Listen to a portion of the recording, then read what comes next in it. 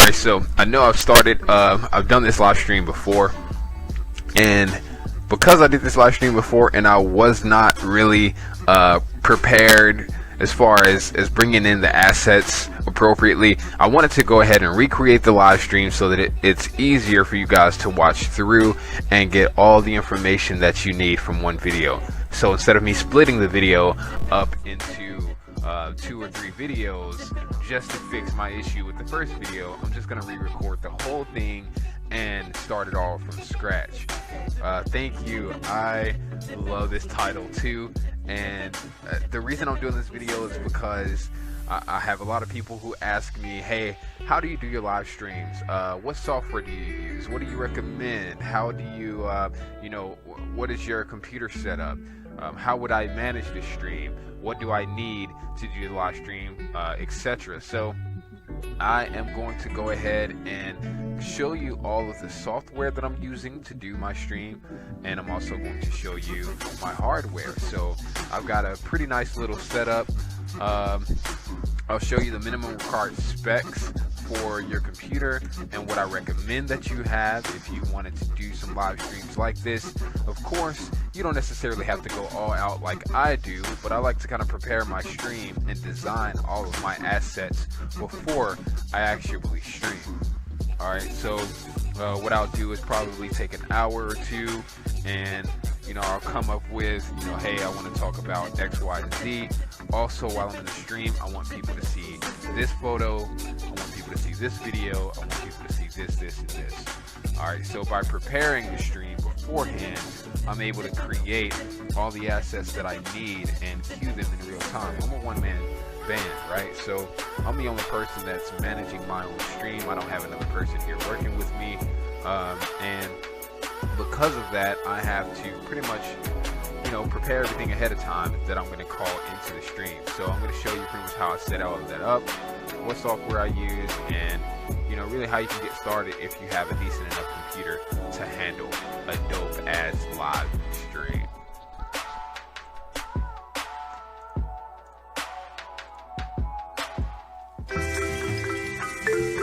Let's review the top 20.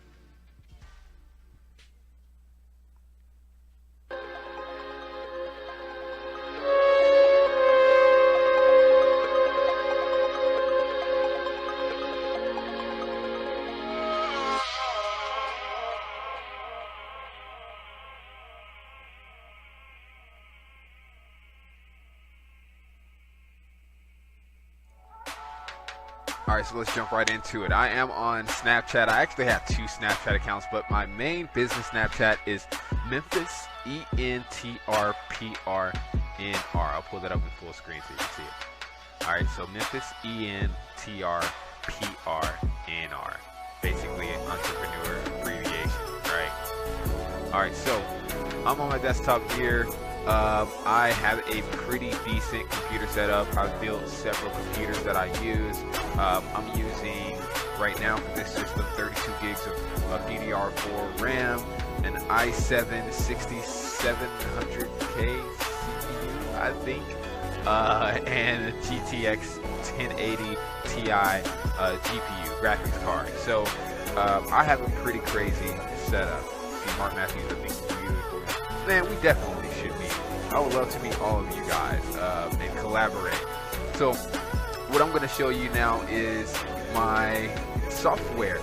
Alright, I use a Telestream Wirecast. This is a I think there's a $500 and a $1,000 version of this program. I have the $1,000 Pro version. I'm going to go ahead and open up telestream.net, I believe it is. Telestream.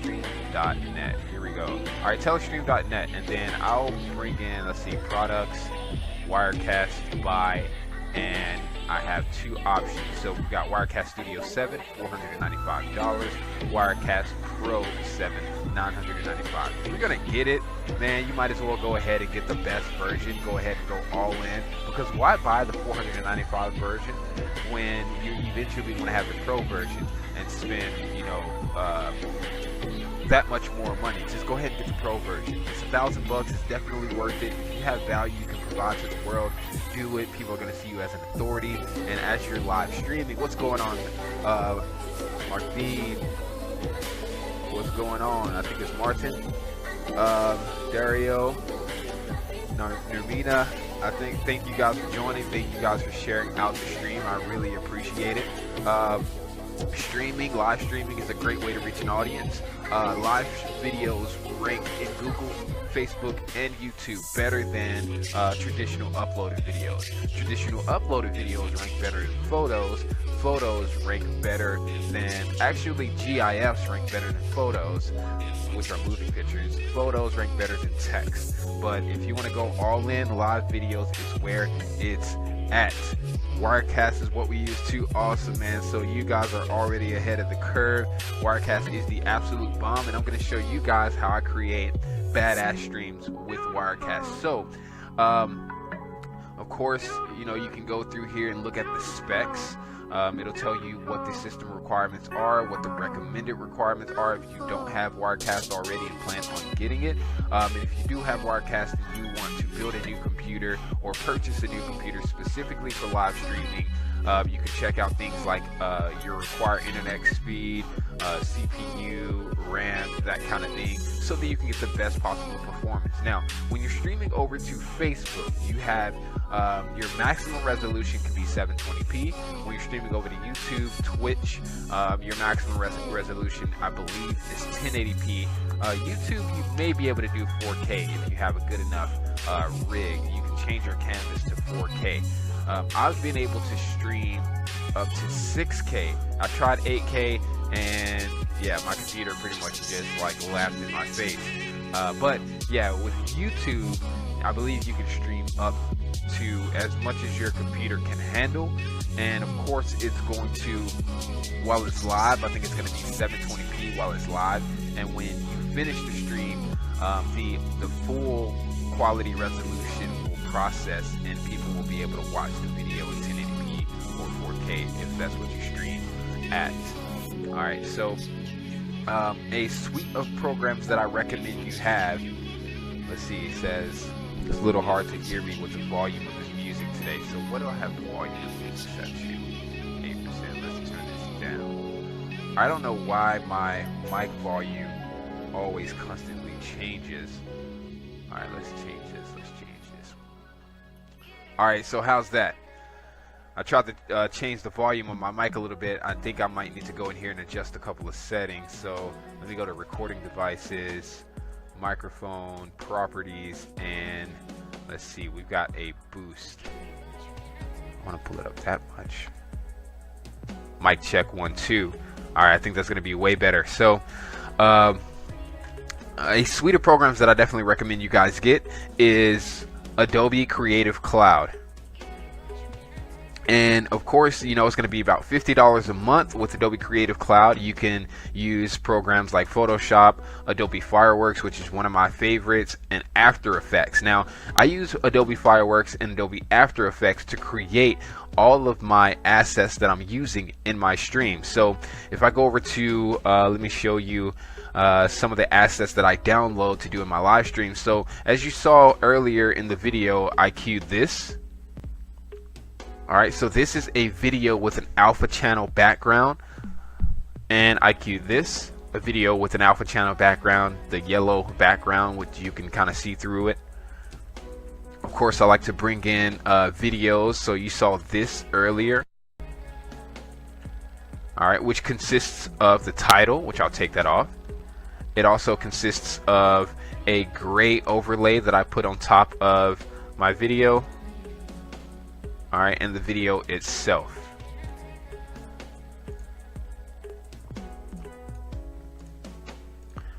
Alright, so all of those layers I kind of pre-plan before I do my video so that I can cue everything as needed. And I'm going to show you first where I get some of those assets from, and second how I create some of those myself. So a couple of resources that you can use are from the Envato marketplace. While I'm doing this live stream, I might go ahead and edit the description of the video so that you can click on the links inside of the description and get access to these resources. But in the Envato marketplace, they have a video marketplace called Video Hive. So video, VideoHive.net. VideoHive.net is where I go and get some of my lower thirds and some of my social call to actions. So we can go in here and search Snapchat. Let's see if anything comes up. So Snapchat, Snapcode Animator, social media, V2. Let's turn this music off.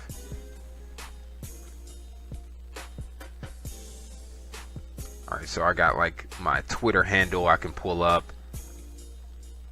I'm not a big fan of most of those. Those are all pretty kind of lame. So you can go in here and find something that you specifically like, and there is a way that you can render these into the alpha channel. Alright, so he says if you expand the video to take up your full screen, you will see how cool this looks, and you can comment using your phone. Absolutely. So one thing you have to do, and I'll show you guys how to do that now, since he mentioned. I'm gonna pull up my phone real quick and let's see. I'll actually go in full screen.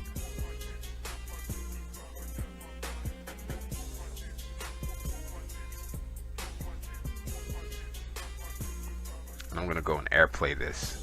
So some people aren't real tech savvy at all.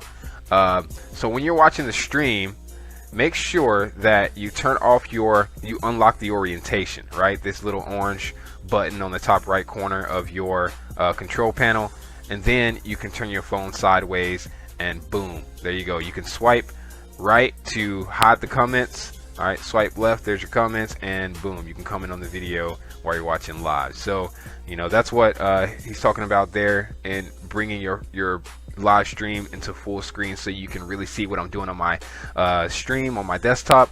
Alternatively, you can open up your laptop or desktop computer, or if you have a smart TV, you can download the Facebook app and you can catch my live stream on your smart TV in basically 1080p, but 4K TVs can handle that. I'm gonna pull up my alright, so what I just used to show you my phone preview, which is another part of why my live streams are badass, is a program called Air Server Universal. Alright, so if I go to airserver.com, alright, and let's see, we've got overview download, Air Server consumer license, $14.99. I think that's the one that I downloaded, designed for individuals for their personal use. Air Server allows you to basically bring your phone over to your computer and mirror your screen using AirPlay. Alright, I don't know how that works with an Android device, but I'm pretty sure this also works with an Android device. As you see, they show you got Windows Phone, you can bring in an Apple, you can bring in a laptop or whatever and stream it to your computer and iPad. So this is all part of live streaming as well. If you want to talk about something that you are doing on your phone or whatever it might be, that's a great way to compel your audience with some pretty interesting content. But again, I'll go over to VideoHive.net and I'll search for something like lower thirds. Alright, so here you have some pretty interesting lower thirds that you can use inside of your videos. Let's say you're doing an interview, or you have a few people in your live stream that you want to introduce using a lower third. If you don't know what a lower third is, it's actually a introduction with a text, a header, a subheader, and maybe information about the person or the content that you are streaming. This is basically what you see on a news channel in the bottom of your screen with like a news ticker. You can pretty much create all of these effects over your live stream with a transparent background, but you have to render them out before you do your live stream, right? You can't just go in here and say, hey, I want it to say Corey On's creative director and then throw it in your stream. You have to pre-plan and render each lower third out individually using something like Adobe After Effects. So I'm going to go ahead and show you how I would do that. I'm going to open Adobe After Effects. Again, you grab the Adobe Creative Cloud subscription, which is $50 a month, and you get access to all of the Adobe programs. Alright, so I'm going to open up Adobe After Effects. Now, once I go and download one of those lower thirds, which I will have in my downloads, let's find video, Blade titles, Blade 2.0, and we're going to open up one of these After Effects projects. It's going to let me know that I don't have some of the fonts installed used in the project. I'm okay with that. And let's see, window, workspace, all panels. Alright, so this is one that I created myself for my video promo that I showed you earlier in the video during the stream. But I'm going to render this with a transparent black background and with a transparent fade in the end, so that I can throw this on top of my live stream right now. So what I do, once I go in here and edit the text and change everything that I want, you know, maybe I'll move, let's see, I'll double click this. Maybe I'll grab everything here and move it down. Let's see, I'll delete something that I don't want. So let me grab this, I don't want that. I'll grab this, I don't want that. And I'll take everything and I'll move it down. Whoops, not the background. Move it down in the bottom left hand corner. So I keep grabbing the background frame. Okay. Let's see if we can deselect the background.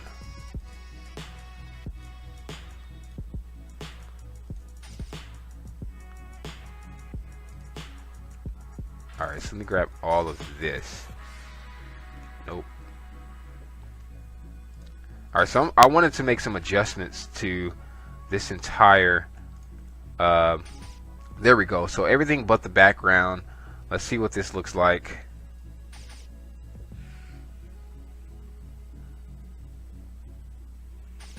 Almost. Alright, oh well, I'm not going to worry about making any changes to this, but you know, you can make whatever changes you want. Once you're satisfied with what your lower third looks like, or what this asset, this video looks like, of course you have to make sure that transparency is enabled inside of this transparency grid. But again, this is Adobe After Effects. Then I'm going to go to my composition, add to render queue. We're going to make sure that we change some settings on here. Before you do this though, you need to make sure you have QuickTime installed on your computer. So before opening Adobe After Effects or editing any lower thirds that you download from the Video Hive marketplace, or whatever video that you're going to edit in Adobe After Effects, make sure you install QuickTime. I definitely recommend installing QuickTime Pro, which means you have to pay for it, but I think if you install the free version of QuickTime, this should also work. So try installing the free version first. Even though you never use QuickTime, that's fine. Just install it because it has codecs inside of QuickTime that help you export videos with transparency, right? Which is what you need to do with those lower thirds. Once you have QuickTime installed and you've edited your After Effects project, inside of your render queue, you're going to change the output settings to QuickTime. Alright, and then you're going to change the channel to RGB plus alpha. Alpha means transparency. We're going to go to format options, and we're going to change the video codec to animation. Okay, we're going to hit OK. OK, and then we're going to change the name of our file. So I'm going to change the name of this file to let's see, tutorial, and it should save as a quicktime.mov. We're going to save this and click on render. It's going to render all of that in real time. And of course there are going to be some parts that have transparency right there. Boom. Now I can close this, no need to save it. We're going to go and browse for that file. See computer, projects, maybe some of the desktop. desktop. Where's my new folder? All right, website folio, and we're going to search for that tutorial.mov. Now that I have this, what I can do is drag this into my live stream. All right, so this is my Telestream Wirecast window. What I do love about this is we have drag and drop. So if you export the wrong file type, Wirecast will not be able to import it, right? Wirecast will not be able to import it. So if I drag this in here, boom, there it is. And it has transparency. So now I can close my Finder window. And I'm going to go ahead and send this over to my live stream. All right, so there it is with transparency.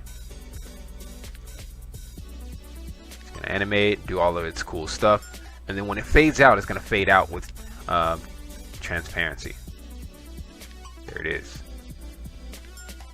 Alright, so now let me go back and open up this new Wirecast document so that I can kind of show you guys around Wirecast itself. Alright, so on the left hand side you've got a black box, which basically means this is your preview channel. On the right hand side you've got your live broadcast area. This is what your audience is going to see. So before you push content over to your audience, you want to make sure the content looks right on your preview channel.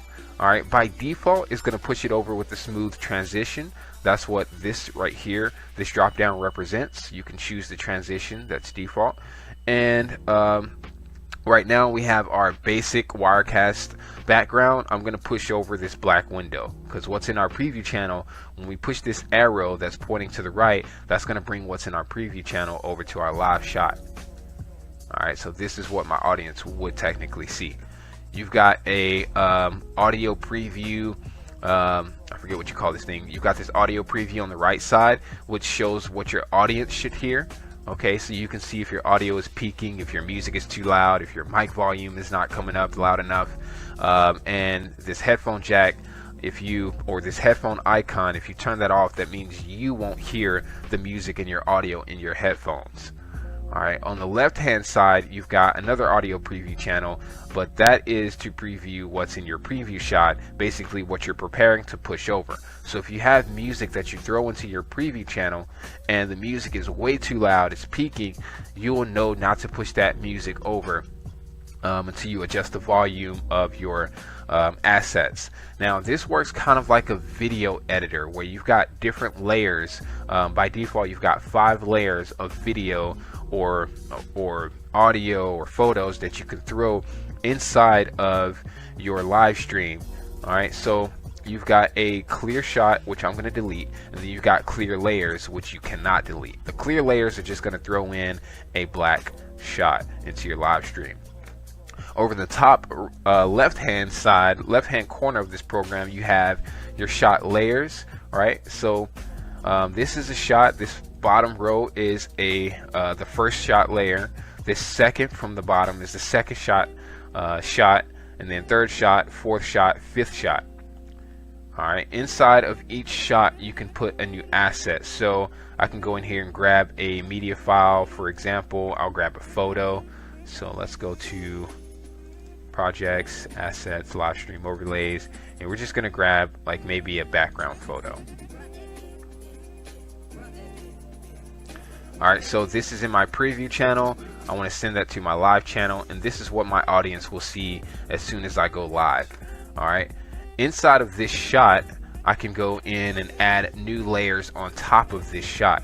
Alright, so you've got a shot and then you've got your shot layers. So if I click on this plus symbol inside of my shot layers, we can add another media file, we can add another image if we wanted to, and we can adjust that image by clicking on the next available tab, which is the shot layer properties. So I've got 2 layers, the background picture and the overlaid picture. I'm going to click on the overlaid picture and then adjust its properties. We're going to scale it, maybe rotate it, okay, maybe change the opacity a little bit. Alright, you can do all kinds of things. I can crop this from the left, crop it from the right, and crop it from the top, and then I can throw that into my live stream. Alright, so it looks like album art. That's kind of what it looks like. That's pretty cool. You know, I can change the transparency of my background image by going back to my shot layers, clicking on that layer, clicking on the shot layer properties tab, and changing the opacity, and boom. Now that's what my audience is going to see. It looks pretty unique. This looks like some shit that, you know, Apple would probably stream. Plug in my phone so that I can make sure we don't die on you. Alright, now on top of doing that, you can also bring in things like your desktop. So what I'm going to do now is add a desktop shot. I'm going to delete this shot. We're going to click on this plus symbol, and we're going to add a screen capture. And now I can capture a monitor, a window, or a game. Alright, so we're going to click on monitor. I want to show my cursor, frames per second 25. I'm going to go through this pretty fast, but I just want to show you guys what's possible with Wirecast if you don't already know, or if you're planning on doing live stream and looking for the best possible software to use. I'm going to select the window. I have 4 different computer monitors, so let me find the monitor that I actually want to use.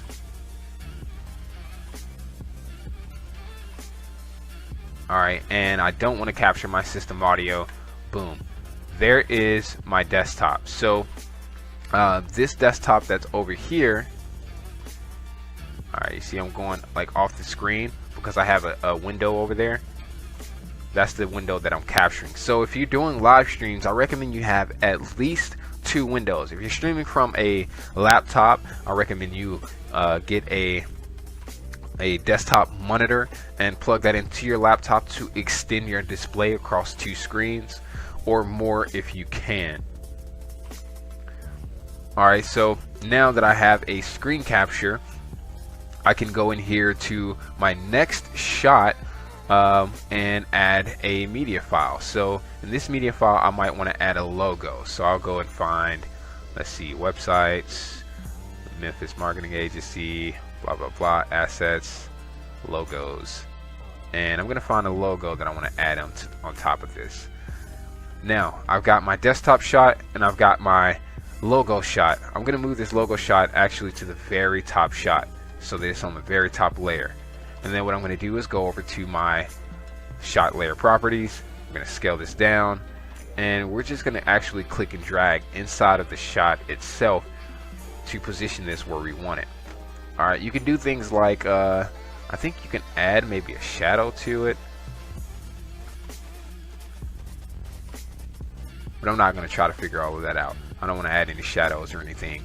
But I'm going to keep this in the top right hand corner. So now we've got our logo inside of our live stream at the very top. It doesn't matter what we drag into this stream. Let me open up a folder.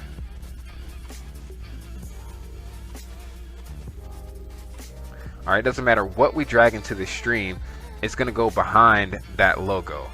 So maybe I'll grab a photo so you can kind of see that better. See, 4 screen wallpapers, open with, and photos. Alright, so it doesn't matter what you throw up there, it's going to show up behind that logo.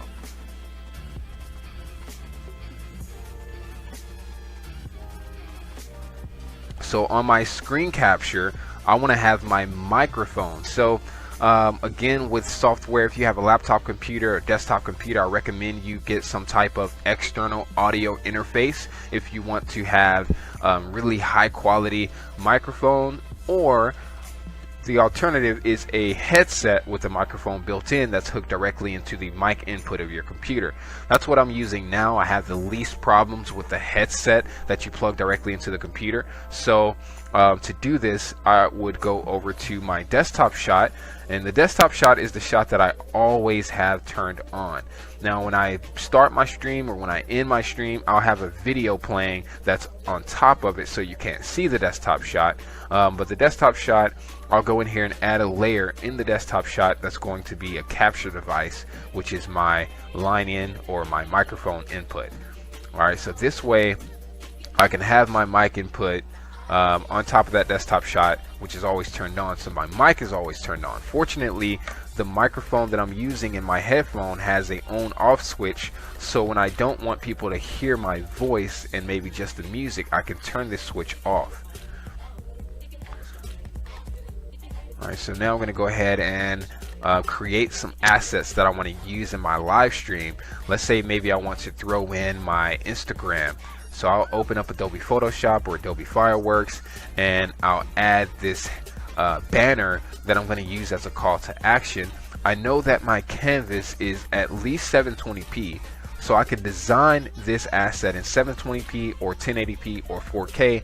Just keep in mind that whatever you design this asset in, it's going to take up more processing power for your computer to throw in your live stream. So I like to keep it at 1920 by 1080, 1920 width, 1080 height, 72 pixels per inch, transparent background, and boom, we've got our canvas that we're going to use to design this asset.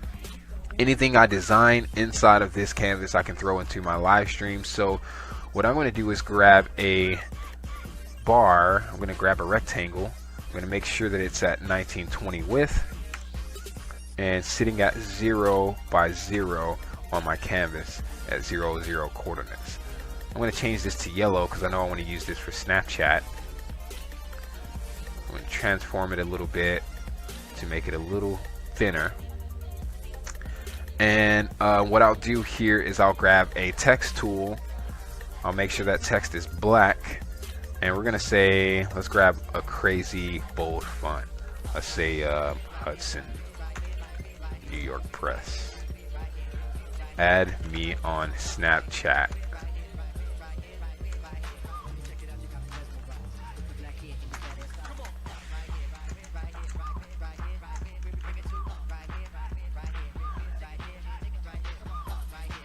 Or what is it, you know, add me on Snapchat, follow me on Snapchat, whatever. And I'll make sure this text is aligned to the center. And then I'm going to make sure it's aligned to the center of my canvas. Right? And to the center of this yellow bar that we just created. I actually want this text to be a little smaller. And I want to space it out a little bit. Alright, so this is pretty much how I create these live streams. And what I'll do now is go to maybe Google Chrome. I'll go to Google. And I'm going to search Snapchat Ghost. I'll click on Images. I'll click on Tools, Size, Large, Color, Transparent, because we want to have a transparent background. And here is a large ghost with a transparent background. I'm going to right click, save this image as. I like to have a throwaway folder where I save a lot of pictures that I'm eventually going to delete, but you want to make sure you save this as a PNG since it has a transparent background. And now we're going to open this in Adobe Fireworks. You guys don't have to do anything as intricate as I do, but I like to make sure that I'm working with vector images. So I'm going to grab this ghost, copy it with the selection tool, paste it with the selection tool, and now the selection tool is around my ghost. Since I'm using Adobe Fireworks, I can right click this selection, modify this, mark, and turn it into a path. Now I have a ghost path that I can pretty much do anything with. Right? I can, you know, change the gradient, I give it a starburst, a linear color, but I'm going to keep it solid, and we're going to make it black. Why? Because I'm going to copy it now. I'm going to close this. I'm going to paste it inside of my new canvas, and we're going to align this to the top right of this bar, transform it, boom. I'm going to duplicate that, Control-Shift-D, bring it over here, and now I'm going to make sure everything is centered to that yellow object in the background, center. Grab this ghost, hold Shift, I'm going to press the right key on my keyboard 2 or 3 times, grab this one, press the left key 2 or 3 times, and boom. Alright, that looks pretty professional, I guess. You know, I can go beyond this and do something even, you know, crazier. Modify, combine, pass, punch. I can do the same thing with this. So, you know, I can do something crazy like this. Save this. Now this is in 1920 by 1080, even though we just designed something in the very top of this. I'm going to save this in a folder dedicated to my live stream assets. Let's go to computer, projects, assets, live stream overlays. I have a whole folder dedicated to these top bars. So let's find top bars. We're going to say Snapchat. Now remember, it has a transparent background, so we're going to save this as a fireworks PNG. And if you're in Photoshop, you want to save this as a Photoshop document first, so you can go back and edit it if you want to change things, but then you can go back and save it as a PNG. But if you do that in Photoshop, you'll lose your editing capabilities. This is why I love Adobe Fireworks, right? Adobe Fireworks allows me to save a fireworks PNG, which also acts as a regular PNG. I'm going to save this. I'm going to go browse for that file. So let's go to computer, projects, assets, live stream overlays, top bars, Snapchat, and we're going to drag this into our Telestream Wirecast software. Alright, so we're going to bring this up here with our logo.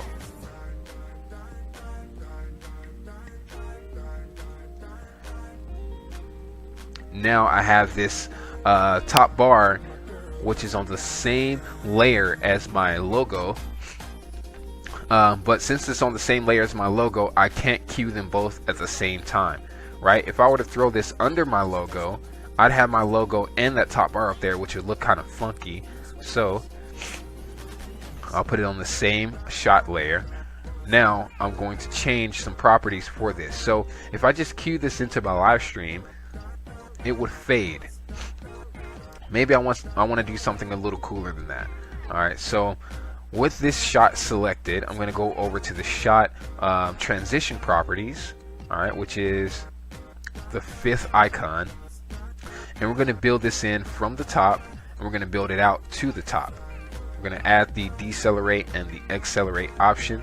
Now if I want to take this shot off of my live stream, I have to go back and click on this clear layer or the logo. Alright, so I'm going to click on the logo and bring that logo back in. This should animate up to the top. Alright, if I bring it back in, remember this is our preview channel and this is our live channel. It'll animate from the top. Alright, so that's what the transition properties are. You can bring it in from the left. Alright, so I'll bring it back out to the top, and then I'll bring it in from the left. Alright, you see the difference? So this allows you to kind of create everything before you actually do your live stream, so that people can go and you know, maybe add you on Snapchat while you're streaming. They're gonna be like, oh shit, like his Snapchat thing just came up. Is he really live? Yes, I'm really live. Alright, so when I bring in things like this and I'm live streaming, people are gonna wonder like, wait, did he pre-record this?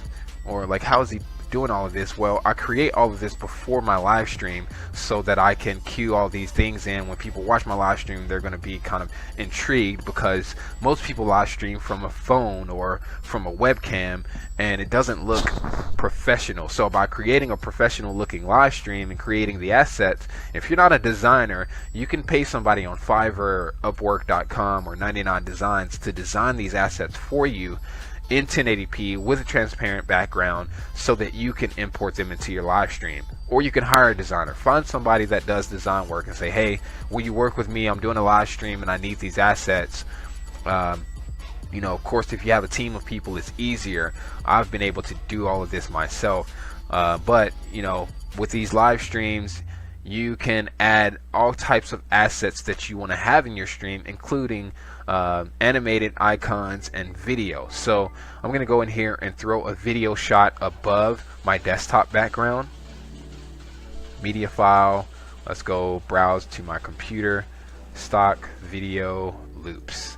And I'll grab like a video of, you know, this girl. And I'll make sure if it's 1080p, it should fit into the canvas automatically. Alright, so because it's above my desktop, I can't see my desktop in my previous shot. Because it's underneath the top bar and logo shot, it'll appear underneath the top bar and logo shot. Alright, so let me show you another example. If I put this video above that shot, you won't see my top bar anymore. Alright, so these layers are very important. Now I'm going to cue my video, and before I cue that video, I'm going to go and edit the properties for that video. So I'm going to click on this shot, we're going to go over to my layers, and I can turn off the audio by clicking this icon. Alternatively, I can go to the audio settings for this shot, turn the volume down to 0, and turn it off here. Right, so there are 3 or 4 different ways to turn off the audio. And I'm going to cue this into my live stream. So there's our video playing. Our live audience sees the video. I can go in here and cue on my Snapchat call to action. Boom. And as you can see, I created like a little transparency behind the ghosts, so whatever is happening in the video, you see inside of those ghosts. Alright, so it's pretty cool. I could do that with the text too, but I want to make sure that, you know, if we have any yellow come in our video, we won't be able to read that text too well. But obviously, you know, this is a cool way to bring in some vibe, some mood into your live stream. I'll go back and throw my logo on top of there. Boom. Let me actually move it over a bit. Alright, so that's all pretty cool. And then I can turn this video layer off by clicking on the clear layer to the far left on that shot. Boom. Now we're back on our desktop.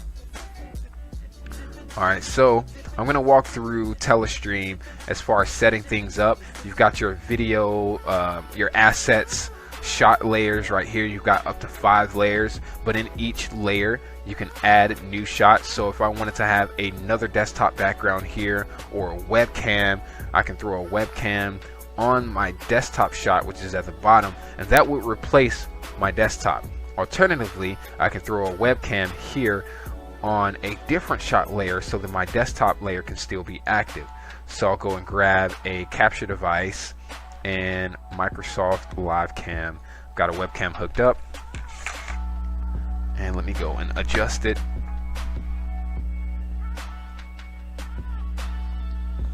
So I'm over here super comfy in, you know, this blanket because it feels real nice. But there we go, we got my live webcam. I can really position this wherever I want it before I cue it towards my audience, and boom, my audience can now see my webcam. If you have more screens, the better. I recommend up to 2 screens at least, minimum. But of course I can go in here and edit the webcam shot properties by going to the properties panel. We can scale it to fit, and boom, we have an entire webcam. Now you can broadcast directly from your webcam or any camera that you have hooked up to your computer or to your streaming software. Alright, there are several different ways you can hook up cameras, but of course, you know, you can adjust the opacity so that you can see the background. You can do all kinds of things to make it very unique, and to customize your shot. Now I'm going to show you something pretty cool. Let me scale this to fit. I'm going to throw, let's say if I throw my video into this text, I can add a matte, and we're going to add this matte to our logo. Let's see if that's going to work. So I think I have to have it up underneath the video.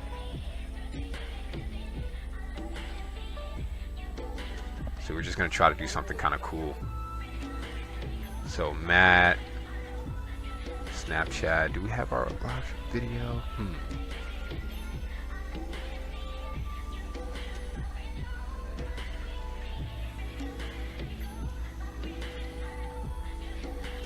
Alright, so there we go. So now I just threw my webcam inside of my logo.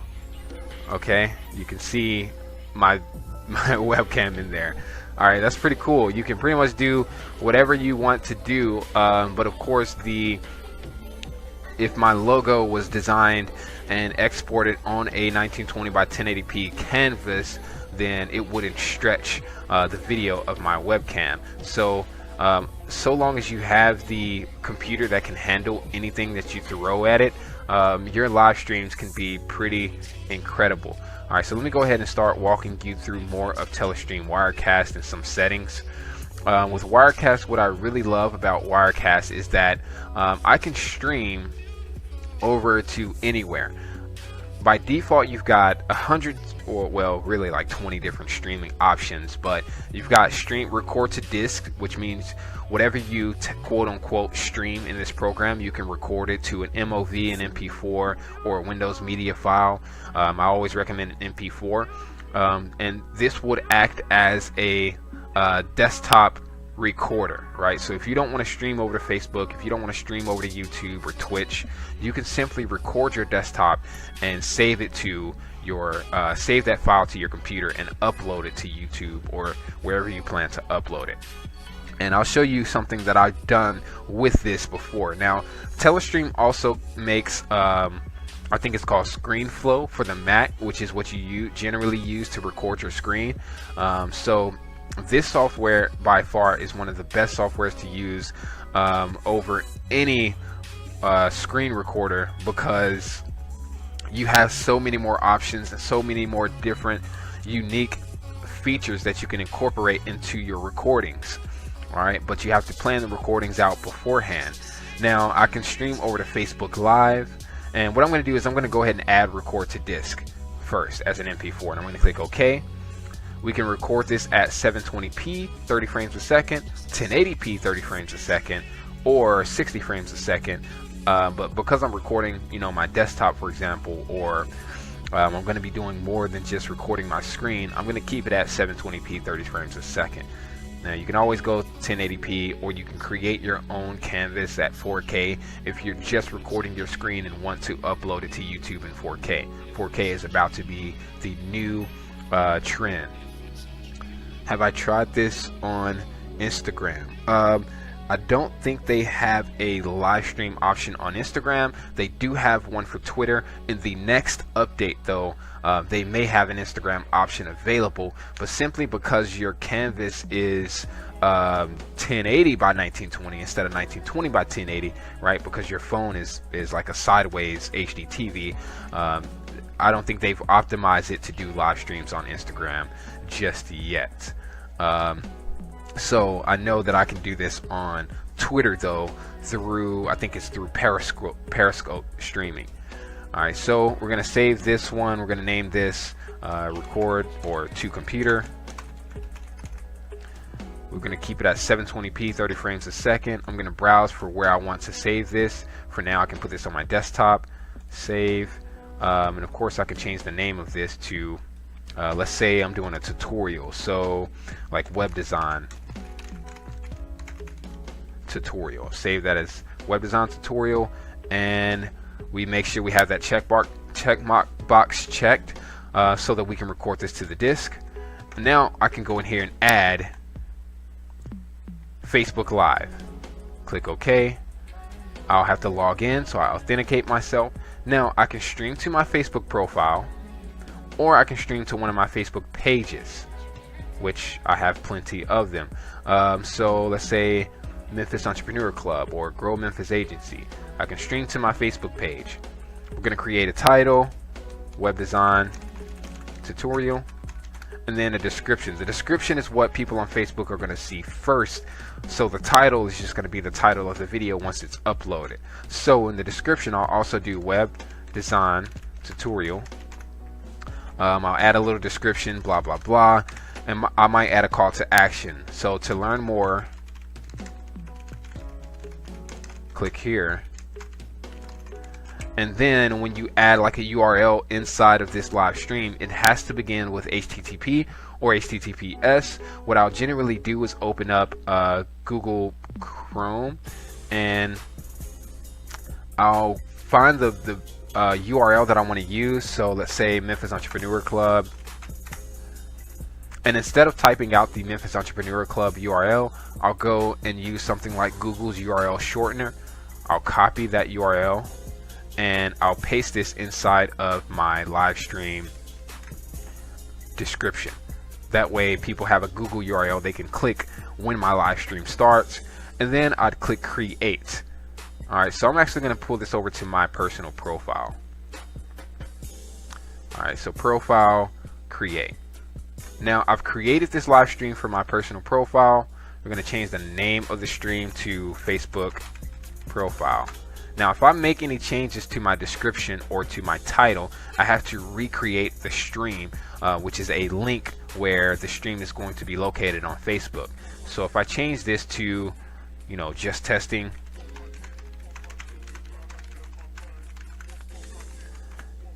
things out for my stream, I have to recreate that stream because I created new content to push over to Facebook. Now I'm going to go and add another one. This is why I really love Telestream Wirecast. I can add another Facebook live stream, and it's going to automatically bring in the title and description from the first stream I created. We're going to save this one as Facebook MEC, so Memphis Entrepreneur Club. I'm going to go to pages. I'm going to grab Memphis Entrepreneur Club. Boom. And I'm going to click on create. As a matter of fact, I'm going to go and add another Facebook live stream. And we're going to change this one to my personal, you know, my little public figure entrepreneur Facebook page. So I have a Facebook profile as Corey Owens, and I have a Facebook page as Corey Owens. Maybe I want to reach my audience there too, because they aren't my friends on Facebook. So why not stream to both? All right, so I'll have a stream as Memphis Entrepreneur Club, a stream as myself, and a stream as my persona on my Facebook page. All right, I'm going to click create. Now I can stream to all three of these Facebook pages and to my computer. I can even go in here and add Twitch. So obviously if your computer can handle streaming to multiple locations, you can go in here and add Periscope, Twitter. You have to authenticate yourself, sign into Twitter to live stream from here, but I'm going to delete that one. I can go in here and also add Twitch, Ustream, and YouTube. Alright, but I'm going to cancel that because I don't have those logged in. And I'm actually going to stream from here, which if you go to my Facebook profile here in a minute, you'll be able to see this live. Alright, so I'm going to click OK. Now I'm streaming to my Facebook profile, to Facebook Memphis Entrepreneur Club. Let me go recreate that stream.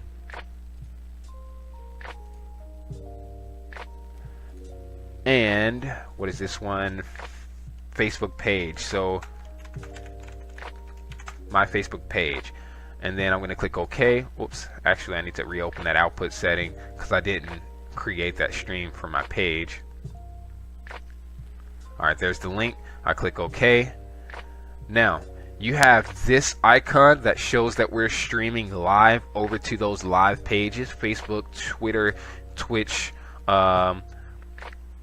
and you know, YouTube, whatever you're streaming to, and then this record icon, which means once you arm this, then whatever you do in your stream will be recorded to a local file on your computer.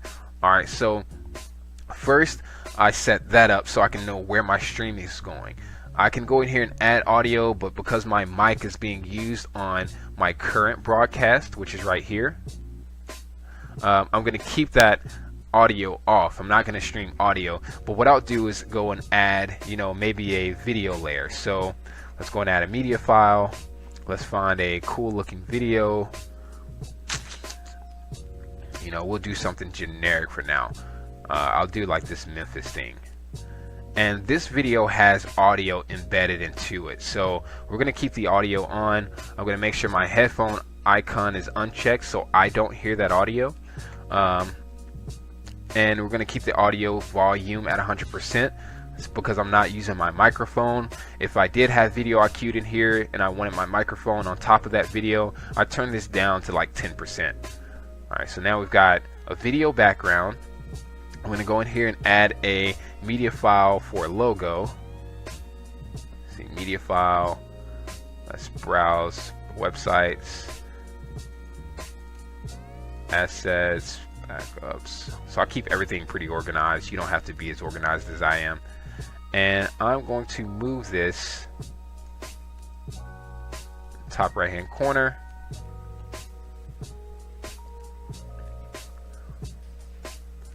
Do I want to add anything else?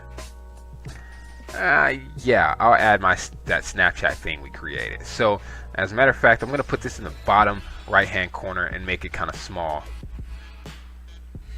And then we'll go and drop that below. I'm going to go and add this media file for Snapchat that we created. So assets, let's see, computer projects, assets, live stream overlays, and top bars.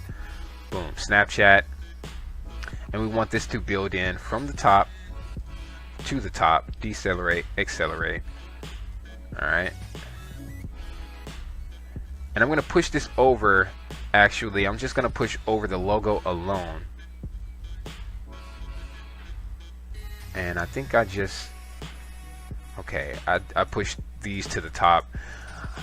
I pushed the logo to the top and from the top, which should be from the center, from the middle. So I had the wrong one selected. I want to go and select my Snapchat one, and we want to do this from the top to the top. All right, so make sure you have the right layer selected. Now, if I were to push these over, boom, boom. All right, the logo should just fade. All right, so I'm going to go ahead and arm this to record to my desktop. And then I'm going to arm this to record to my live stream. All right, remember, we've got Facebook, which is my profile, Facebook my page, and Facebook Memphis Entrepreneur Club.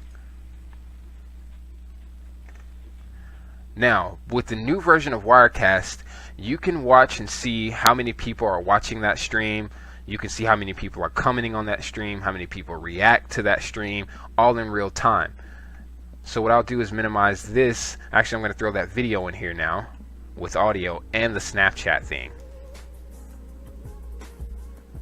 Alright, so I don't know if this video actually has audio, but I'm going to minimize this, and I'm going to pull up Google Chrome. I'm going to go to Facebook, and I'm going to click on my profile, and let's watch this. There is no web design tutorial. I don't know why I put that, but hey, I'm live on Facebook right now. I can pull this up in full screen.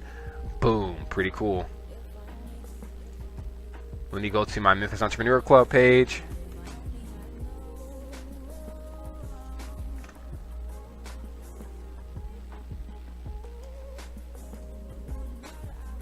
Alright, so this is a preview because I'm actually live streaming. This is my page.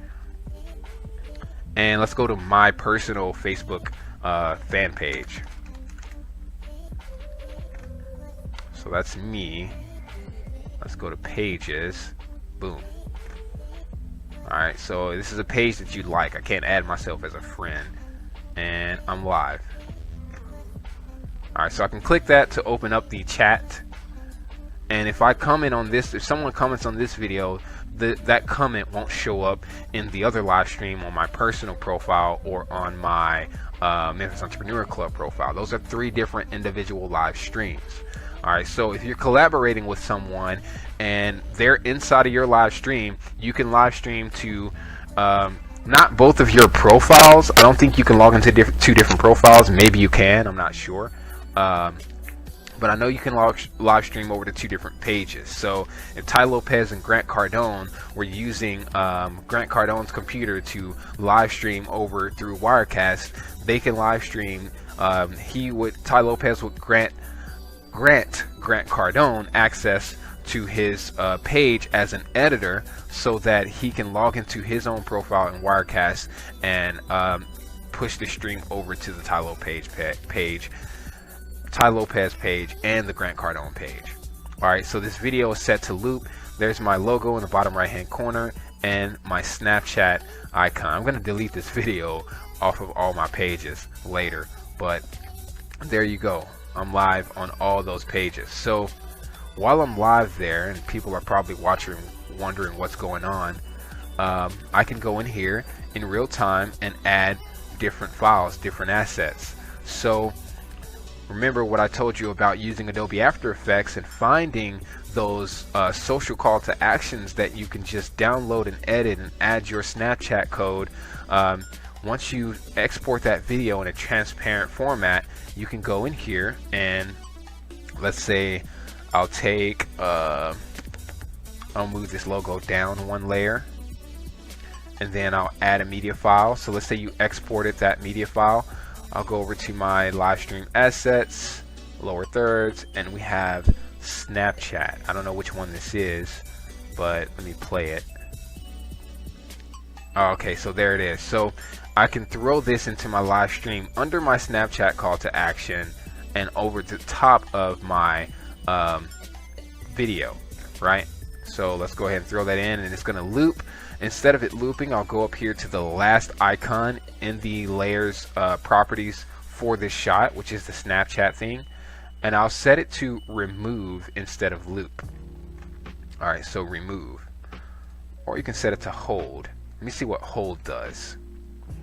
Another option you can check is remember position even when not live. So what this does is if you cue in a video or audio or music and you don't have this checked, right, and then you go in and cue a calling card or some type of title card on another shot, when you call in that shot or that title card for that shot, it's going to restart the audio that you have in a different shot if you don't have this option selected.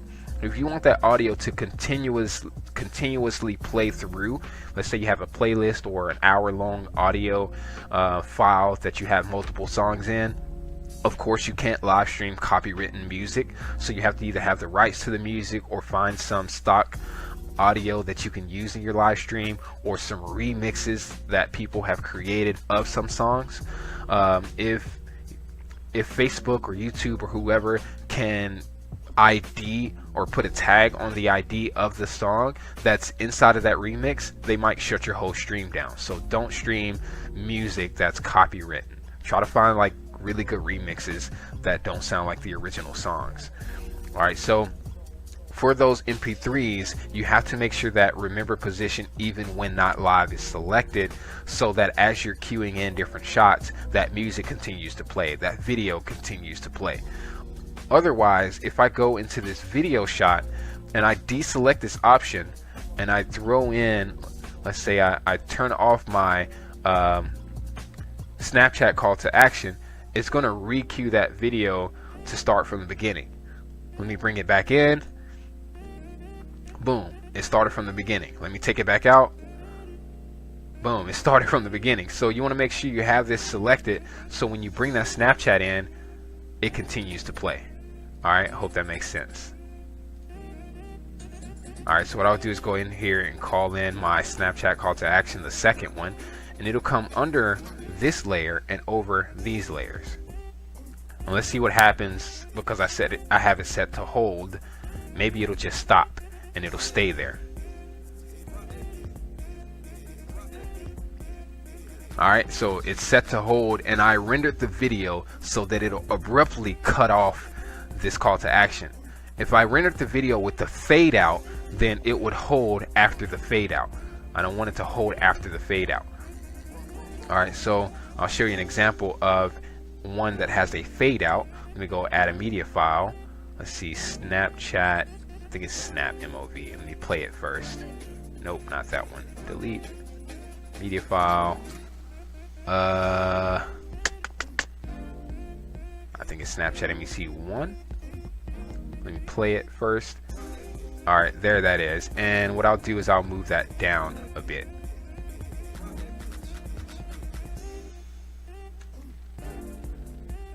Alright, cool. I like that where it is. And if I have this set to hold,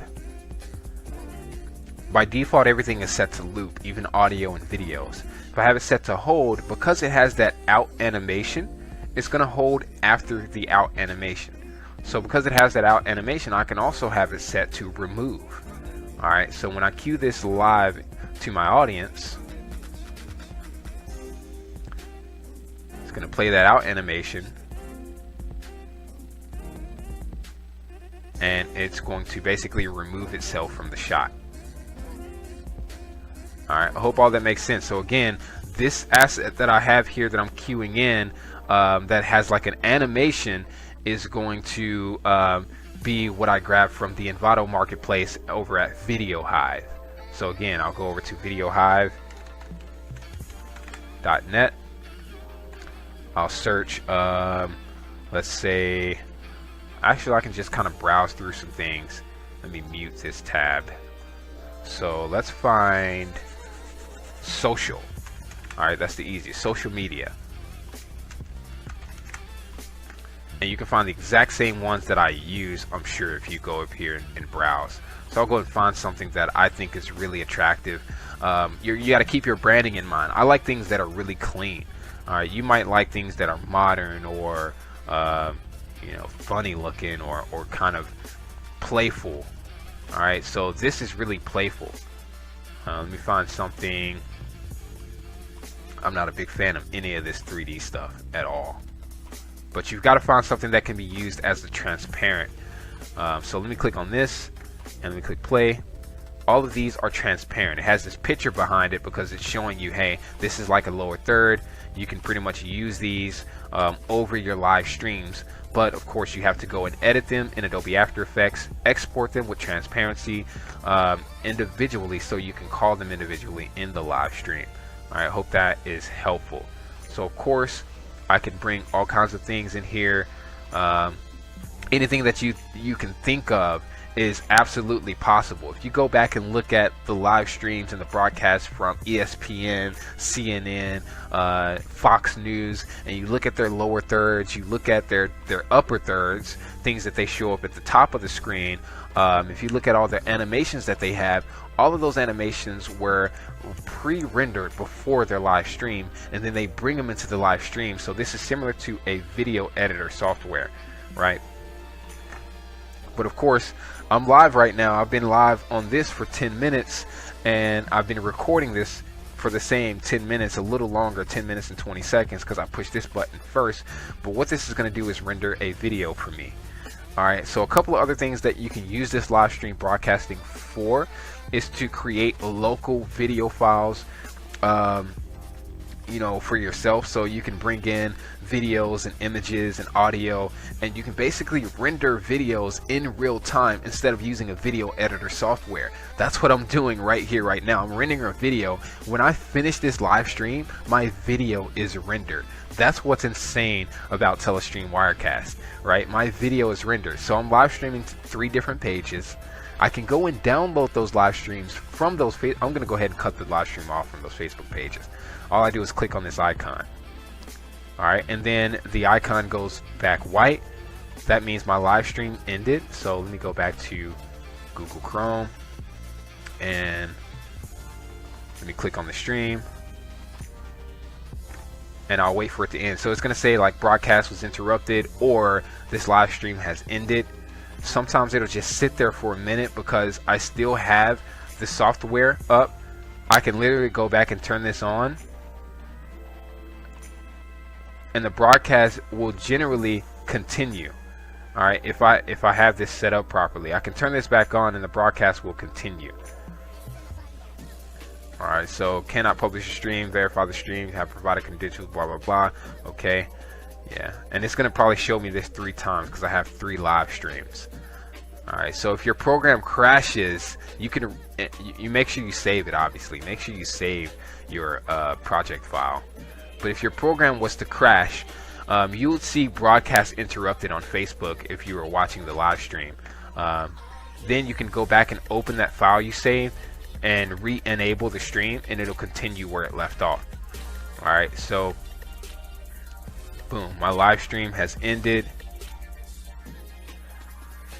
And what I can do is go back. Let's see, let's click on page. I think it's ended anyway. All right, there, it's ended, and now it's uploaded. I can go back and watch it from scratch. Okay, another thing you can do with Facebook, I'll go to my personal profile. If you live stream over to Facebook and you don't have the processing power to record this to your computer as well, you can go in here, click on the video, click on it again. All right, and click on this 3-dot icon over in the top right hand corner, and you can click download video. You might want to wait about 30 minutes before you download it so that you download the full 720p version of the video. That way you can repurpose the live stream for your YouTube channel or for whatever other video platforms you have. All right, this is in 720p. I just streamed this live and it's already available for people to watch. Now I'm going to minimize that. I'll go back to my software and I'll stop my live stream, but I want to do a couple of things really quick. One thing that I brought up in the stream earlier was Air Server. So I'm going to open up Air Server, right? And I'm going to grab my phone. I'm going to, once Air Server is open, of course, my computer has to be hooked up to the same internet as my phone. So I have to turn the Wi-Fi on my phone and then enable AirPlay mirroring. All right, so that's what this is right here. All right, AirPlay mirroring, desktop, blah, blah, blah, Apple TV. All right, now I can bring up my phone. So I double click this and it's in full screen. All right, I can go over here, turn off the orientation. While I'm live streaming from my phone or using my phone in a live stream, I like to turn on the do not disturb, so when people text or call me, I don't get the notification and it doesn't interrupt my broadcast. And now I can turn my phone sideways and it'll take up the entire screen. All right, so there's that. I can bring up things like my Facebook live stream video earlier. All right, blah, blah, blah. I can go through Facebook. I can say, hey, this is how you do X, Y, and Z on Facebook. I can even go as far as to bringing in my camera. All right, so let me show you my live stream setup. I always recommend 2 screens minimum. This screen I use to actually manage my stream. This screen I use to record maybe my phone or my desktop. This screen I'll use to kind of read, whatever it is I'm streaming about. I might have a list of things that I want to talk about in the stream or something that I want to read off of. And I don't really use the 4th screen over there. But as long as you have 2 screens, you can have your desktop here, your Windows, my Google Chrome browser, and your photo editing software if you're going to stream about editing photos, or you can have a camera hooked up. And then of course you edit the stream from here. That way you don't have to use 1 screen to try to do both, right? So at least 2 screens minimum. I've got a custom built computer, and this is one of the audio interfaces that I use. Focusrite Scarlett 18920. Again, you don't have to have a crazy audio interface. You can just use the mic input from a microphone hooked up to a headset directly into your computer. But if you have an audio interface, you can use an XLR audio microphone to have really high quality audio. All right, I don't feel like dealing with that, so I don't use it. But I'm live streaming from my phone. If I were to get up and walk around my apartment or go outside and still be connected to my internet, this stream would still come through. Okay, so I can go, video, I can record it in real time, blah, blah, blah. So this is Air Server, and this is basically what's possible with Air Server. Another thing I like to do in my live streams when I'm talking about, streaming from my phone, for example, I'll bring this over to a new window, and I'll keep it as is. I'll open up my streaming software, and what I'll do is I'll add a new layer. So let me turn all these layers off, including the video layer. I'll add a new layer, and what I'll do before adding this layer is I'll actually design, or I'll download from Google, maybe like a transparent iPhone. So Google iPhone 7 Plus, because that's what I use. Images, tools, size, large. I want the largest possible quality image. Color, transparent, because we want transparency in the image. Now I can find something like this with transparency. I can right click, save it in my throwaway folder, open it in my photo editing software, and I'm going to create a new canvas. Alright, we've got our 1080p canvas, so I'll delete all of this. I'll grab this phone, copy, paste inside of my 1080p canvas, and what I'll do is I'll go in here and grab our selection tool, and we're going to select around the screen of the phone itself. So let's try to grab only the screen. And what I can actually do, since I know that this canvas for the iPhone screen is basically 720p, I can go in here and draw a rectangle or square or whatever. I'll change the size of this. let's say 1920 by 1080, or actually I'm sorry, 1080 by 1920, 0 by 0, and then I'll transform that, Control T, and we're going to try to make this fit inside of our iPhone screen. So I'll give it a little bit of transparency and change the color to like green or blue, and then we're going to drag this on the top of our iPhone screen.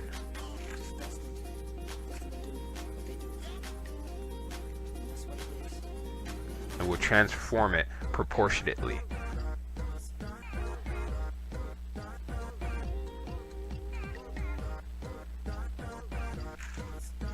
Alright, so there's pretty much my iPhone screen. I'm going to bring the transparency all the way back up, and we're going to set this is another reason why I love Adobe Fireworks, to erase. Now, to do all of this in Photoshop makes you kind of jump through hoops to do very simple tasks. I feel like Photoshop is the equivalent to an Apple computer. I love Apple. I'm an Apple fanatic, but on Windows you have more customizability, you have more freedom when customizing or using Windows as far as like drag and drop, whereas Apple, you know, back in the day, the old Apple computers, in order to right click you had to press Command on the keyboard and then click that one button that they had on the mouse, whereas on Windows you just have a button that you right click, right?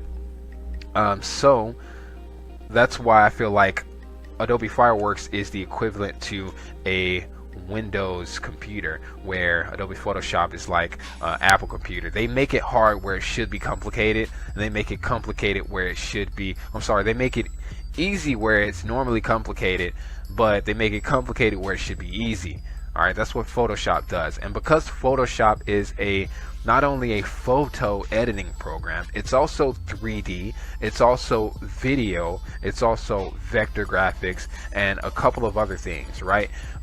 Adobe Fireworks is strictly vector editing. Of course you can import photos in here like I've done, but it's strictly vector. It doesn't have 3D editing, it doesn't have video editing, it doesn't have all that extra stuff that Adobe Photoshop has.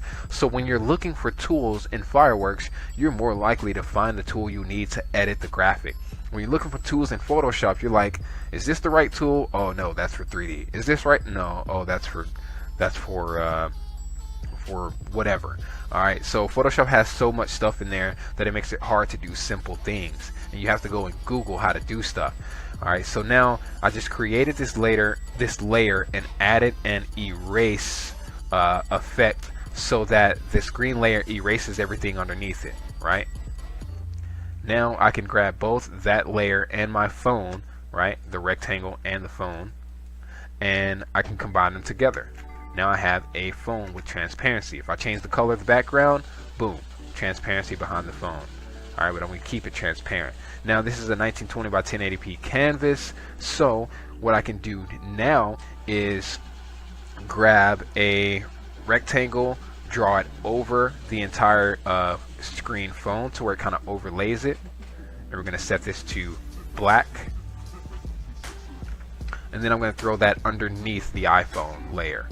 Alright, so I'm going to turn off the iPhone. I'm going to save this black layer inside of a folder. So I've got an iOS overlay. I'm going to save background. And I'm going to turn that background off, turn the phone on. We're going to save this as phone. Alright, I can close this, close that, close this, minimize this. I'll go over to Adobe Fireworks, or I'm sorry, no, not a Fireworks. Actually, I meant to actually go to my Finder. We're gonna go and browse for those two files we just created. So iOS overlays, and then we have phone and background. We'll select both of those. Bring this over here. We're gonna open up Wirecast, and we're simply gonna drag. Actually, I'll just drag my phone layer in here first. So I'm gonna drag my phone layer in here. Inside of this phone layer, let's say I want this phone layer to be on top of the video. So let's bring this down here. And now inside of the this shot, I'll go and add an additional layer. Let's see if we can drag it in here. I can't drag it in there like that. So I'm going to click on the plus icon to add a media file, and we're going to go and browse for that layer. So projects, assets, live stream overlays, iOS, and background. Now I'm going to move this background shot underneath the iPhone. Alright, because I did a 1920 by 1080p canvas, everything shows up in place. The next thing that I want to do is add a new layer. We're going to do a screen capture. We're going to select a, we're going to add a new screen capture video. We want to choose a window instead of a monitor. Don't need to show the cursor. We'll do 25 frames a second to take some of that processing power off of our computer, because we're capturing a phone and not a camera. We're going to keep system audio off. You can turn system audio on, because with Air Server you can hear the audio from your phone. So I'll turn it on. Select our window, and we're going to choose Air Server exe.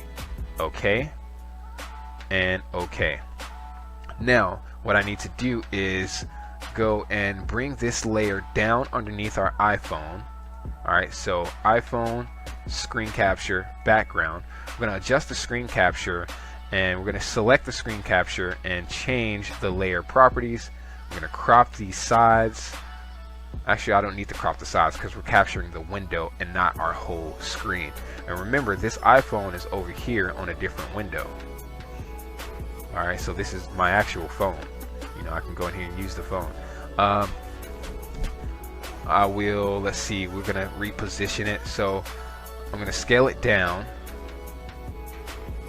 and I'm just going to click on it and hold the shift in my keyboard and the left arrow to move it right between that phone and that background. I'm going to try to center it totally. That way I can scale it down to try to fit. So if I zoom in a little bit, we want to make sure that this is, let's say, let's try 53. Oh, I'm sorry, 51. Alright, so that pretty much fits in there almost perfectly. Let's see what 50 looks like. I'll click out of it. Alright, that fits way better. So 50% fits directly in the phone. Now I'll go back over to my shot layers, and I'm going to edit each individual layer in this shot. So let me go ahead and throw this video back up here so you can see pretty much what's happening. Alright, that's pretty much what you see so far. If I were to go back to this phone layer and turn off the background and the screen capture, this is what you would see. Alright, so if I turn that background back on, push that over, I turn my screen capture back on. The reason we have that background is sometimes if I turn the background off, you might be able to see a little bit of the video that's behind this in the edges between the phone screen and the capture that I'm doing, right? So I like to have that black background back there just to make sure everything looks, you know, it looks like a real iPhone. Alright, so what I'll do now is I'll edit in this shot each layer, and I'll change the transition to from left to left, decelerate and accelerate. Let me go back to my layers panel, and we're going to do the same thing for our screen capture. Transition from left to left, decelerate, accelerate. Go back to my layers, phone. Alright, so let's say if I edit the phone and I say from top to top, decelerate, accelerate. Now when I build this out, when I clear this layer and push this over to my live stream, my phone is going to go up while everything else goes to the left. Alright, so I want everything to kind of work together, so we're going to build this in to left, from left, and then everything is going to animate, you know, kind of uniform, right? So now we have our phone in here inside of our live stream, and boom, it looks cool as hell. I can go back and bring my logo on top of it. Alright, there's our logo. Again, I'm still recording. I've been recording for 30 minutes, right? I'm live streaming too to you guys, and I'm recording this. Everything that I do in here is recording in real time. If I stop this recording, I can go and open up the video immediately in VLC Media Player and watch it to the end in 720p or 1080p. I think I did 720p specifically for this stream. Alright, so there's that, and all of these are on one shot. Now, what I did when I first started editing live streams, I started I put my background layer here, my iPhone screen capture here, and then the iPhone layer here, and I was having a hard time like adding new content because I didn't know that I can add layers within a shot. So now that I have the option to add all those layers in one shot, I can animate them all together. Alright, I can even go in here and add a new capture device, webcam. So let me go back and bring this up, and then I can bring this webcam into my phone. So let me move it over, and I can bring this into my phone, and it'll look like my webcam is in my phone. Really, anything you can think of doing, you can do, but of course I have to animate this out to the left and animate it in from the left. That way it all comes in at the same time. So let me build that out, and let me build it back in. And there's my real webcam, like it's live. Hey guys, what's up? Alright, so my webcam is inside of my phone, and it looks professional as FUCK. There's an 11-year-old in the other room. So it looks pretty freaking cool. Now I'll even go in here, and let's say I wanted to add a video on top of that instead. I can duplicate this shot. So let's say duplicate shot, and it looks like it just, oh, I deleted shot, whoops. Alright, so we can go back and build all that back. So what I'll do is add that media file again. So background, inside of the shot I'll add that layer. Screen capture, we've already got our screen capture set up, so we can hit OK. And then of course I have to go in here and re-edit that since I just accidentally deleted. But we'll go and add media file, iPhone. So phone layer, phone. Alright, so now I'll move this back over. Click on it, shift with arrows. Try to center it as centered as possible. And let's say 51% or 50. Alright, of course I've got to do all of my build-ins and build-outs again because I just messed that up. So from left to left, decelerate, accelerate. From left to left, decelerate, accelerate. From left to left, decelerate, accelerate. And what I'll do in here is I'll go now and I'll add a new shot. And we're going to add a media file, but this time I'm going to put a video in there. So project, stock, video, loops. We're going to add a random video loop. And I'm going to bring this down using this arrow icon underneath my phone. I'll click on it to try to position it to maybe the center. You can kind of see a little center, a little dot that notifies you where the center of this video is. And I'm going to use my shot properties to crop the left of this to where it at least goes behind the phone, the right, the top, and the bottom. So if you're a web designer or an app developer, you can create a render of your app, right? You can record your screen of your app using this software. I wish I could show you one, but let me go back to this really quick. I can literally go and record my screen and pull open whatever app I wanted to pull open. Let's say I'm developing an app. Let me turn this webcam off.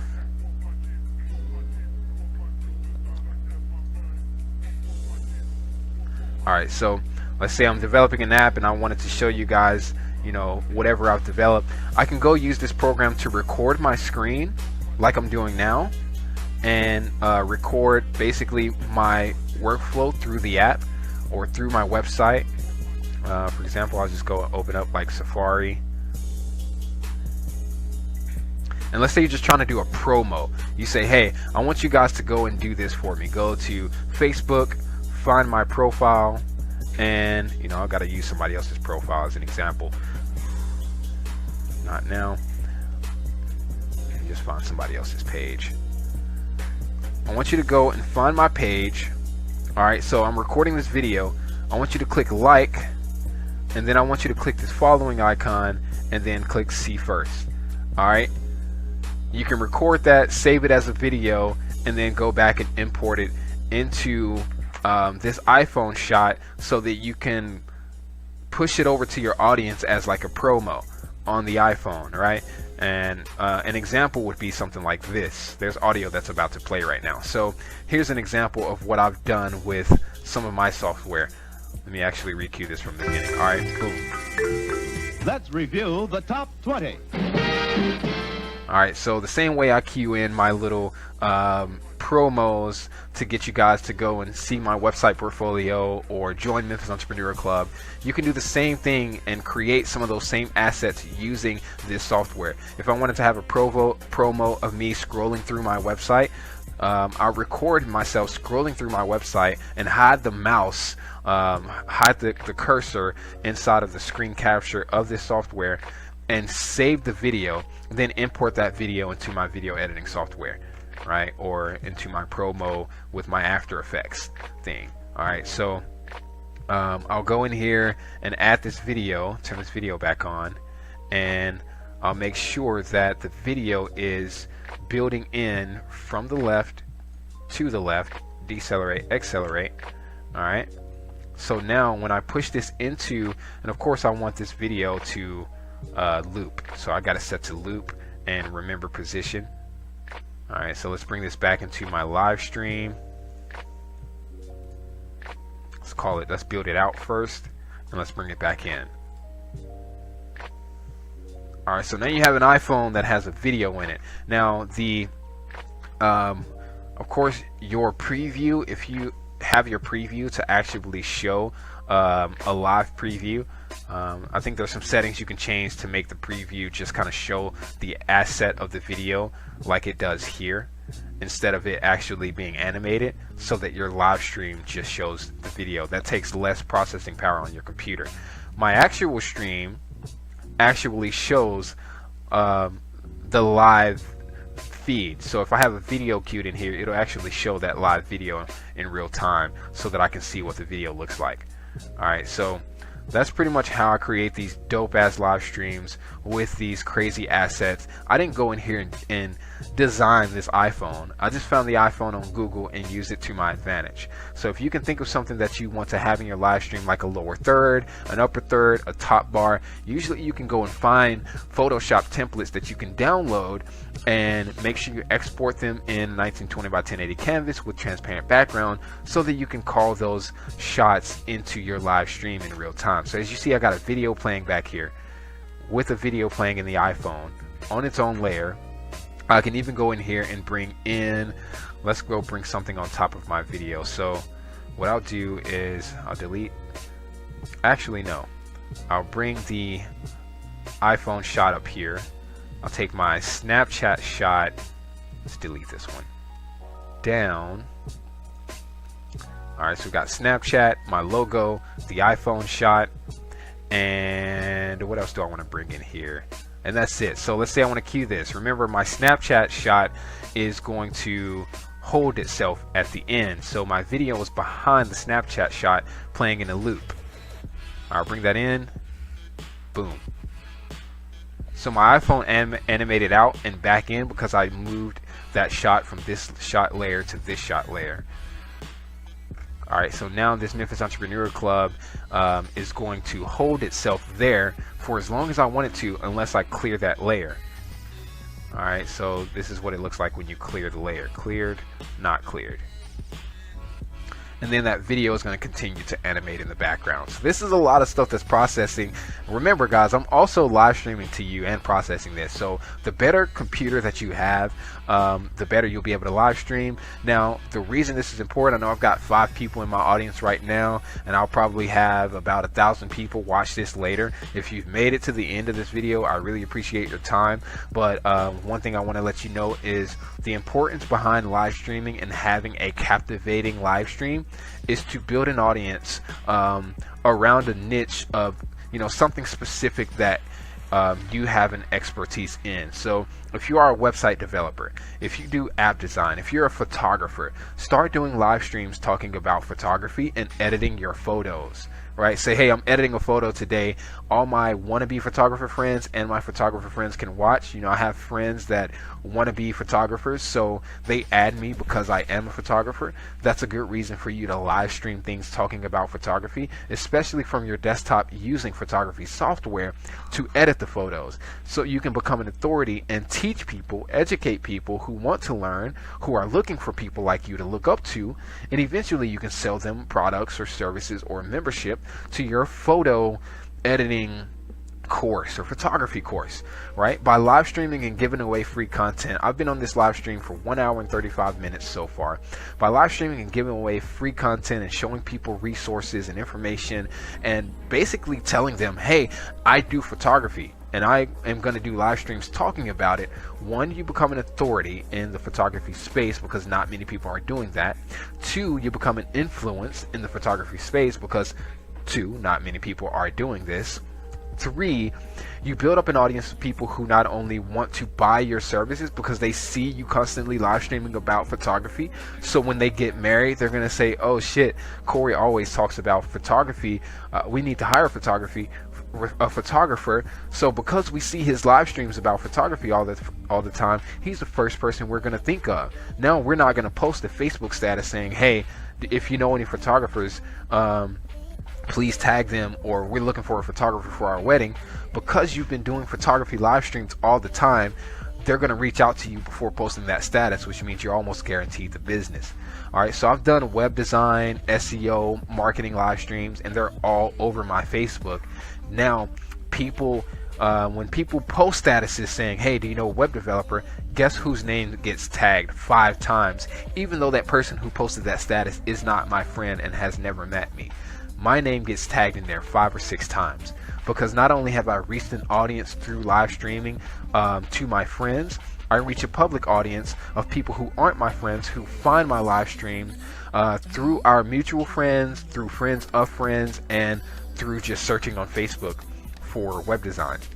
And they find my live stream and they add me. We have 0 mutual friends in common, and they say, hey, I've been looking for a web designer. I see you live streaming about web design. How much do you charge? They're going to reach out to me. So like I said, live streams rank on Facebook, YouTube, and Google better than video.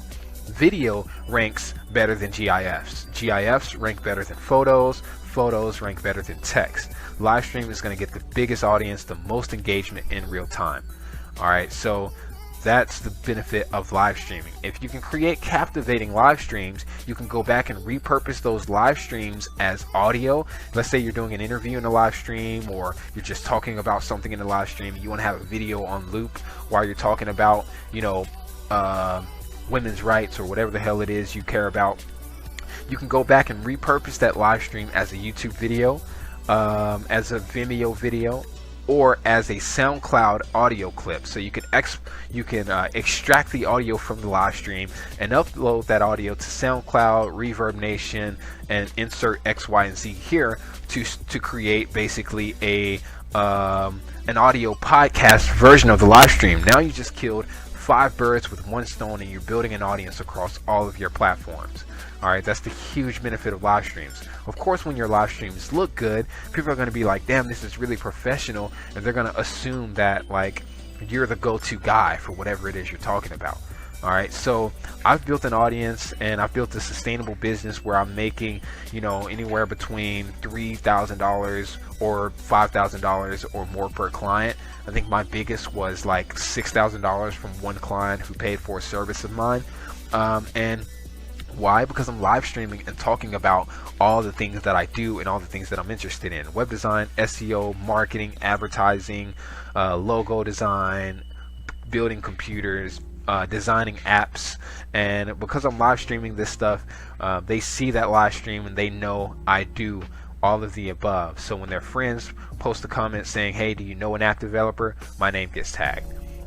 When they know they want to design an app or get a website designed, they think of me and they come to me first. They call me, they say, hey Corey, I know you're the guy that does the apps, like you're the best guy that does websites. I need a website, what do you charge? And you know, I've built a pretty sustainable business from live streams, right? This is the best way to market yourself for free. Okay, so I encourage you guys to start live streaming and talking about the things that you care about deeply in your hearts, so that people can know for a fact that, hey, he's the go-to guy for that. He's the guy that we need to talk to for that. So I'm going to go ahead and go in here and check out my comments. I know I turned my phone off, or use my phone in the stream to show you guys how I basically create these streams. And I hope that you found this stuff helpful.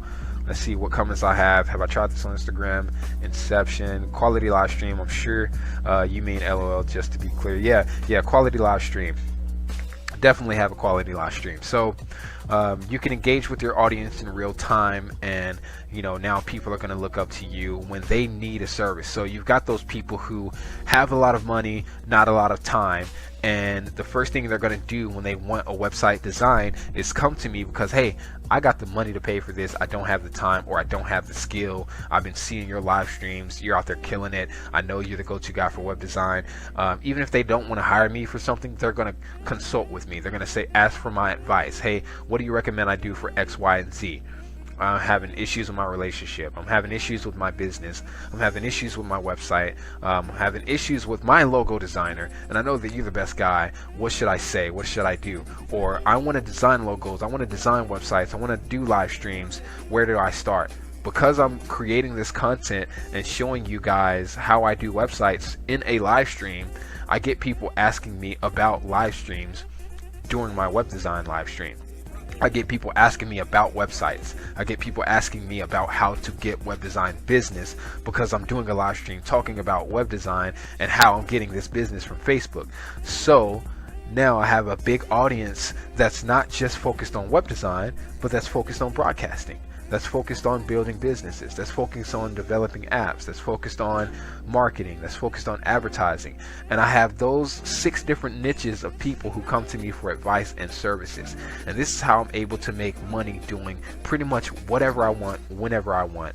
If I don't want to do web design this month, I'm not going to take a web design client. I've got a guy that wants me to do a live stream for him. If I don't want to do live streams this month, next month I've got a guy that wants me to design a logo, right? And because I kind of carry myself as one of the best, not necessarily the best, I can charge premium prices. $500 for a logo, $2,000 to $5,000 for a website, if not more, depending on the customer and what they need. And you know, some people say, hey, I want to come to your house and release an album. I want to come to your house and release an album on your computer via live stream. I want to have my webcam up. I want to have my album artwork and my music playing in the live stream so people can hear the live stream as I do like a giveaway, right? Live streaming and giving away value is the best way to reach an audience who eventually wants to pay for your products or services. So I'm going to go ahead and cut this video off that I streamed. Hopefully we won't have any freezes here. So let me click it. Boom. All right, the recording was 46 minutes long. I'm going to close this. I'm not going to save it. I usually save it. I'm going to click on don't save, even though that was a really good setup. I should have saved it. Now I'm going to go over to my desktop and boom, web design tutorial 0 MP4. Let me open it up. It is 40 minutes long. All right, so let's see if I can grab the. All right, so this is basically the video that we just recorded while I was doing my live stream, and it's available to me in 720p immediately, right? I don't have to wait for my video editing program to process this.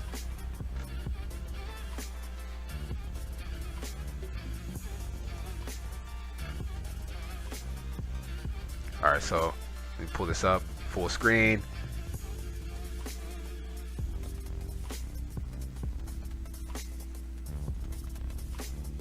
I know, catching a little bit of lag. All right, there it is. I wanted to see that animation. And any day now.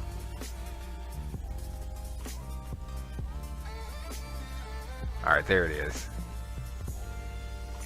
All right, so boom. there's your animation, and your live stream is turned into an MP4 video, which I can go and upload to YouTube, repurpose. I can go and grab this and drag this into Camtasia and rip the audio and save it as an MP3, and then import the MP3 into SoundCloud or wherever. Now I have a live stream on my Facebook page. I have a huge audience. As you see during this live stream, I've got 6 friend requests, 10 plus notifications. So of course some of those notifications are nested with notifications within the notification, and of course some messages, but boom, there you go, 6 friend requests in one like 2-hour live stream. And these people are either going to ask me for my services, or they're going to ask me for advice, or they're just going to follow me. And then those are 6 more people that are going to recommend me to someone else regarding whatever it is I'm talking about in that live stream. So, you know, I get about 100 friend requests a day. I actually had to go over to Facebook to my friends, and this is something I recommend you guys do. This is kind of off subject, and I had to go through my friends list and find every friend, every person who deactivated their account, who had like the default picture. She has a purpose for deactivating hers, but I'll find people that I either don't know or people down who have had deactivated accounts, and what I'm going to do is unfriend them, because I've reached my 5,000 friends limit like 100 times over, and I had to delete people. Couldn't add me because I had 5,000 friends, or I couldn't add the people I wanted to add because I had 5,000 friends. So I scroll through here and find people who have deactivated accounts. The way you know it's deactivated is if you hover over it, there's no light box that pops up like this one, and you can't click on their picture, right? So I'll remove them from the friends. That way you don't have a bunch of deactivated people in your friends list. You have room for more, right? So this is a good way to kind of you know, do a little clean sweep, some spring cleaning if you have that many friends. But you know, now I've gone through and deleted about 500, and I don't know what I'm at now. Let me go, Corey. Yeah, I've deleted about 500, so now I can get more friend requests. So I appreciate all you guys' support. If you found this helpful, or if you know someone that can benefit from watching this live stream, if you have a group of people and you want to start a podcast, or if you want to do live broadcasting, definitely share this video with them, or share this video publicly, and you know, reach out to me if you need some more advice as far as what computer to buy, or what computer to build, what software to buy, what hardware to buy to do live streams. You don't have to have a crazy setup like mine with 4 screens and a $10,000 computer. You can really get away with getting a, you know, $2,000 or $3,000 computer. You know, obviously Telestream Wirecast is $1,000 itself. You know, definitely worth the investment of $5,000 if you're looking to build $1 million business and $1 million following, you know, like Ty Lopez, Grant Cardone, Gary Vaynerchuk. It's worth the investment because you can make that money 10 times over if you provide a service or have something to teach, right? You can build an audience and invite them to join your membership website. Again, you're gonna have to invest some money. If you have something to teach, I recommend you build your own website and get membership like e-courses that people can have, so that you can have an audience of people paying you, let's say $25, $50 a month to have access to your private website. That's my recommendation, so you can start building this stream of recurring residual income, so you can make the money back on what you've invested into your computer, into your live stream, but also so you can start becoming an influence as I have. Again, I'm not like any celebrity. I'm very well known all over the world, but I'm only very, very well known outside the United States, in Dubai, Africa, of course in the US, like California, Las Vegas, Australia, United Kingdom, Canada. I'm well known in all those places because of my live streams. I've never been outside of the United States. I've never been to any of those places. My live stream reaches that huge of an audience, but I've been able to network with people in my niche because I talk about the things I'm interested in and the services I offer in my live streams. So the people I network with watch those live streams and they say, hey, oh wow, you do web design. Oh wow, you do live streams. Oh wow, you do logo design. Next time I need a logo, I'm coming to you. Next time I see someone who needs a logo or a website, I'm coming to you. So now all of my business is word of mouth and referrals. I really don't have to go out searching for business as often anymore because of my live streams. I'm telling you, people want to see what other people are doing, and this is a good way for me to document my journey and also educate some people in the process. So drop me a like, a love, a dislike, angry face on this video, depending on how you feel about the video. Definitely comment and tell me what is the one biggest takeaway you had from watching this live stream. Tag someone that you think will be interested in seeing this, and definitely share this out to the public to help me reach more people so that you can help me help more people succeed. That's ultimately what I want, is more people to succeed, which is my only reason for doing a live stream for over 2 hours long. All right guys, peace.